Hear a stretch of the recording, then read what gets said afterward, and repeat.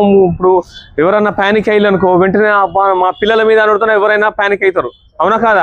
ఎవరైనా కానీ పెద్ద పెద్ద ఆఫీసర్లు అవుతున్నారు, పిల్లల గురించి ఫోన్ చేస్తుంటే ఎవరైనా ప్యానిక్ అవుతారు. ప్యానిక్ అయిపోయి అవునా ఓకే అని ఇప్పుడు ఫర్ ఎగ్జాంపుల్ గా ఈయన ఈ సార్ వాళ్ళ పిల్లలు ఈయనే ఉండొచ్చు.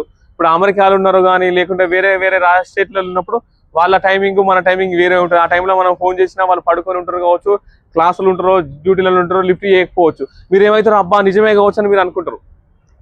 సో దానివల్ల డబ్బులు చాలా డబ్బులు కూడా కొట్టుకున్న వాళ్ళు. ఇది డిజిటల్ అరెస్ట్ అనేది చాలా డేంజర్. ఇప్పుడు ఈ మధ్యన బాగా స్ప్రెడ్ అయిపోయింది. మొన్న రీసెంట్ గా పిఎం గారు కూడా చెప్పిళ్ళు ఇలాంటి డిజిటల్ అరెస్ట్ అనేది ఎక్కడ చట్టంలో ఎక్కడా లేదు. ఎప్పుడు డిజిటల్ అరెస్ట్ అదే డిజిటల్ అరెస్ట్.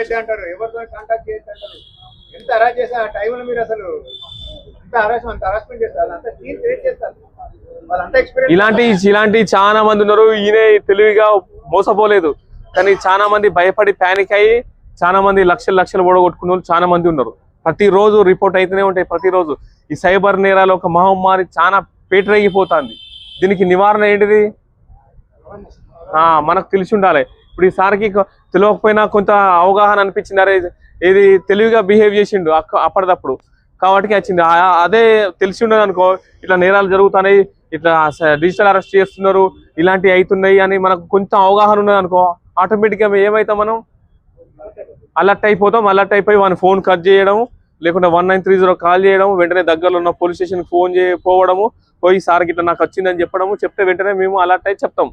చట్టంలో ఇలాంటి ఏది లేదు. దయచేసి మీరు అందరూ తెలుసుకోవాల్సిన విషయం ఏంటంటే డిజిటల్ అరెస్ట్ అనేది ఏమీ లేదు. ఎవడో డిజిటల్ అరెస్ట్ అంటే ఏంటిది?